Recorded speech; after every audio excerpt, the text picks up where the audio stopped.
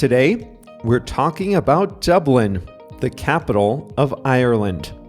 Hi there, everyone. I'm Jeff, and this is Plain English, where we help you upgrade your English with lessons every week about current events, trending topics, and useful English expressions. Every so often, we talk about a travel destination in the English-speaking world, and today we are going to talk about Dublin, the capital of Ireland. I visited in October 2019. It was my last vacation before COVID, so it was fun reflecting on this trip while I wrote the lesson. The expression we'll talk about is plan ahead, and we have a song of the week. This is lesson number 539, so that means you can find the full content, including a free transcript at plainenglish.com/539. Let's get started.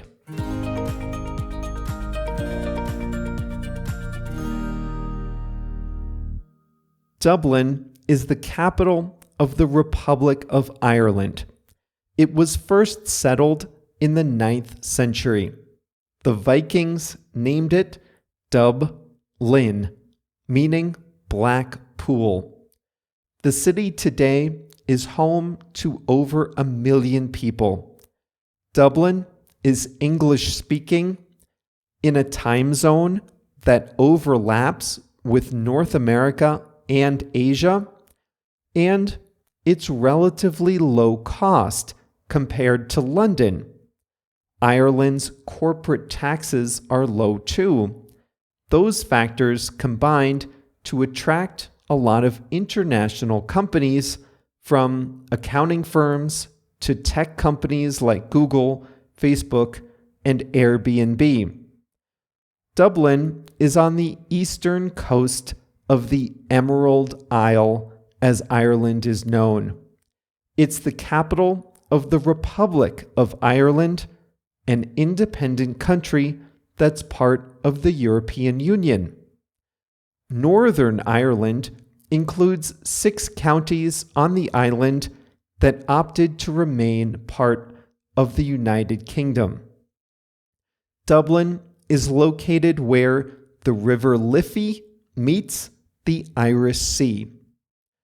The river divides the city between north and south. The center of Dublin straddles the river. Several bridges cross the river. The most famous is the Halfpenny Bridge. Before the bridge was built, in 1816, residents crossed the river by ferry. The bridge was built by a private businessman. The city gave him the right to charge a halfpenny toll, a half a penny, to all pedestrians for 100 years. The toll was removed in 1919, but the bridge is a popular way for pedestrians to cross the river even now. I recommend you start your day in Dublin with a full Irish breakfast. You can get them in pubs, restaurants, and cafes. Come hungry. A full Irish includes bacon, eggs, potatoes, baked beans, toast, tomatoes, mushrooms, and pudding. And in case you're curious, the pudding in Ireland is not a dessert, but a form of sausage. This hearty dish used to give farm workers the energy they needed for a full day's work. These days, it's more likely to be consumed on a Saturday or Sunday morning. If you want the true Irish experience, skip the coffee and get an Irish breakfast black tea instead. One of Ireland's greatest gifts to the world is its literature. James Joyce, Oscar Wilde, Frank McCourt, and Jonathan Swift were Irish. Some of my favorite Irish writers are William Trevor, John Banville, Colm Toibin, and, recently, Sally Rooney. A new museum called the Museum of Literature Ireland shows the history of writing in Ireland over 1,500 years. You can also visit the James Joyce Centre, the National Print Museum, and the pubs that these famous writers frequented. One thing I liked about Ireland is that there are bookshops everywhere. One rainy day, I ducked into a pub in the early afternoon.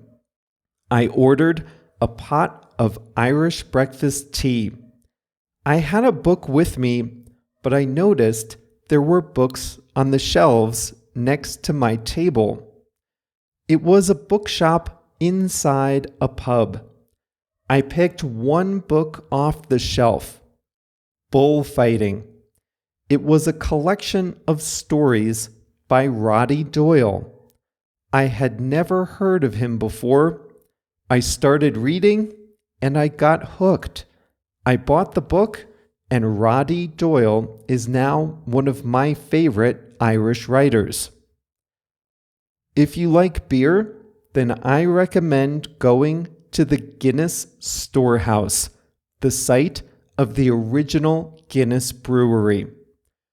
Arthur Guinness established his brewery in St. James's Gate, Dublin, Ireland, in 1759. This was a man who planned ahead. He signed a 9,000-year lease at £45 a year.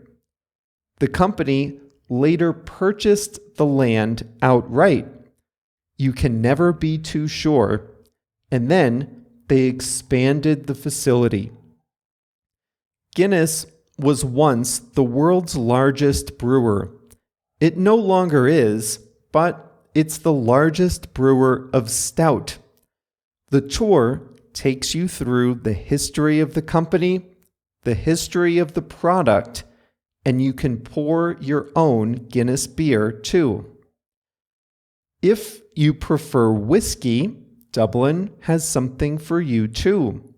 You can visit the Jameson Irish Whiskey Distillery, where you can take a tour, learn how to make a good cocktail, and enjoy a tasting session.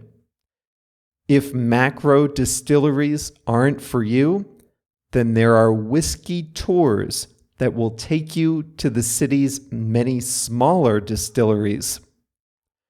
But honestly, the best place to drink in Dublin is at one of Ireland's famous pubs. Pub is short for public house. Years ago, upper-class men went to private clubs to drink. The entrance fees were too high for the working man, and you can forget about letting women in. So the working classes went to the public house or the pub. The Irish pub is famous as a community center, a place where anyone is welcome. During the day, you'll find people sipping a beer and reading a book. At night, groups of friends come in after work. As the night goes on, the crowd gets rowdier. The pub is also a great place to enjoy one of Ireland's other gifts to the world, its music. In many cities, if you want to enjoy live music, you should find a website or a magazine with times, dates, and locations. In Dublin, you just walk around and pop your head into the many pubs. They all seem to have live music. Some have traditional Irish sessions, others more modern bands. Stop in at a pub, order a beer, and listen to a few songs. If you want to hear something else, then just wander down the street until you hear something you like. Temple Bar is the popular neighborhood to go out and visit the pubs. There are some non-alcoholic things to do in Dublin too. St. Stephen's Green is a magnificent public park in the center of Dublin. Grafton Street is a delightful pedestrian street with the city's best shopping. The food in Ireland is excellent. There are 6 Michelin star restaurants, but you don't need to go to a famous restaurant to get a good meal in this city, which is truly a European melting pot. Trinity College was founded in Dublin in 1592 by Queen Elizabeth I, when Ireland was part of the UK. The library at Trinity College is a major attraction today. There are 2 stories of floor-to-ceiling wooden bookshelves, the volumes only accessible from a sliding ladder. The stacks are also decorated with busts of famous Irish writers. I also recommend taking at least one castle tour. Dublin Castle is the biggest, but there are others in the area. I went to Malahide Castle, about half an hour away. You can take a tour of the inside and later walk the extensive landscaped grounds outside. Malahide Castle, for example, was built in 1185 and has had a tumultuous history. St. Patrick's Cathedral is the home of the Church of Ireland. You can stop in for a visit. Catholics can also attend Mass there. The city has a number of good museums, including art and history. One other one to note, the Irish Emigration Museum, which tells the story of Irish people who have emigrated and brought their culture around the world.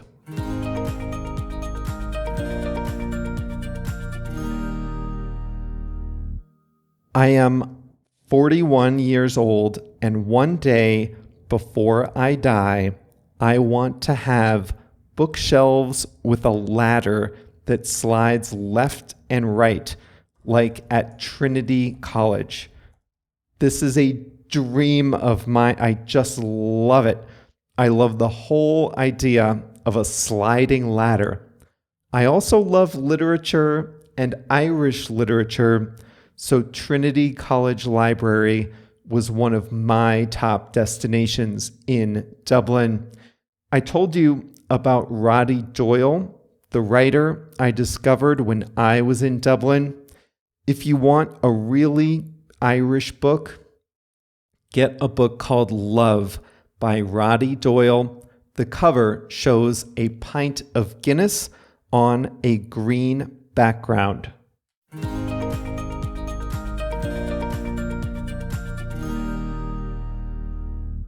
Today's expression is to plan ahead. To plan ahead is to plan, to make arrangements for something a long time in advance. When you plan something, you simply intend to do it. typically at a specific time. I plan to see someone for coffee in 2 days. I plan to watch NFL football this Sunday. I plan to go to the gym this evening. These are things that don't require a lot of thought. They don't require a large commitment. They don't require me to think about them a long time before they happen. So because of that, we just use the word plan. However, in those cases where we do have to think longer in advance, where there is more preparation necessary, or where we have to coordinate with other people, then we use plan ahead. If I ever want to take a week off, I have to plan ahead. I create content for all of you every week, 52 weeks a year. So I do sometimes take time off, but if I do that, I have to plan ahead. I have to write and record 2 additional lessons the week before. Now, this requires some effort, some advanced planning, and I have to get JR's permission before I do this. We both have to plan ahead. You might have to do that at your job too. Back when I was working in consulting, I couldn't just take a week off whenever I felt like it. I didn't need to ask permission, but I did need to plan ahead. It was my responsibility to look at my calendar, think about my clients, my projects, reschedule my meetings, prepare my team to work without me for a week, all those things. I was lucky in that I didn't need to ask permission, but it was my responsibility to plan ahead.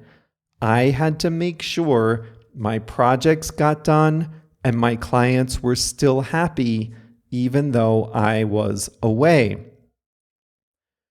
Traveling internationally is easier now than it was a year ago. A year ago, actually about 15 months ago, I went to Europe on vacation. I went to Vienna and Budapest.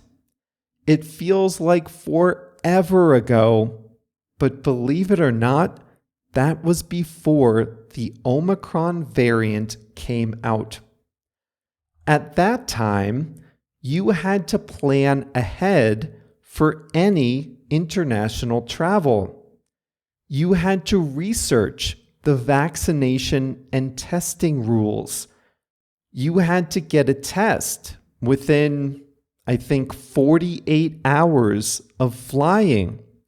That means researching where you could get a test, make an appointment, get the test, print the test results. Then you needed to fill out an entry form, print that, and have your proof of vaccination ready. And that was just leaving. If you wanted to come home, I didn't, but I had to. If you wanted to come home, you needed to do the whole thing in reverse, but with a whole other set of rules, and you had to find a test in a foreign country. Well, to get this all done, you had to plan ahead. You had to think about it in advance, do the research, and make a plan. In today's lesson, I told you about the Guinness Museum and Tour. It's at St. James's Gate, Dublin, Ireland. That's where Arthur Guinness first started his brewery. They have been brewing Guinness beer there for a long time, since 1759. When you start a business, especially a manufacturing business, you want to make sure you control the land and building for a long time. It takes a lot of money to install the machinery that you need.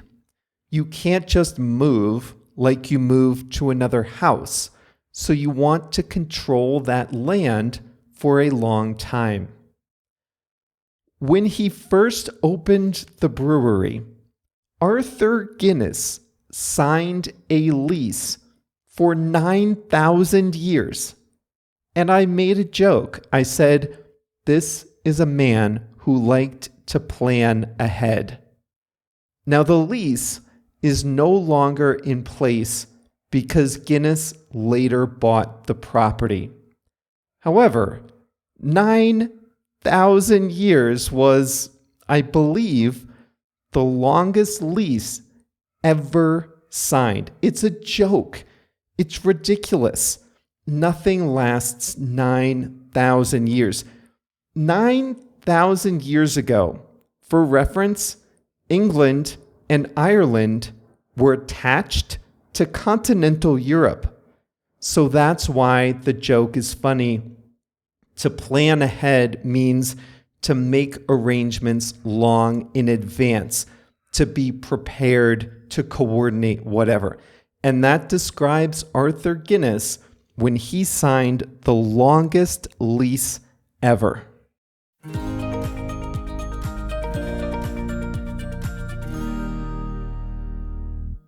Every Thursday, JR picks a song in English for us to listen to. It's a good way for me to get over my musical paralysis. And for you, it's a great way to get some more exposure to English. Because listen, you don't want to hear me sing. Today, you can listen to Stephen Sanchez sing because the song of the week is Until I Found You by Stephen Sanchez. He's 20 years old. Now, if you listen to this song, you can see he is really showing some good promise. He got his start on TikTok and eventually signed with a record label after another singer spotted him on TikTok. Wow, good for him. And it's a good song too, Until I Found You by Stephen Sanchez.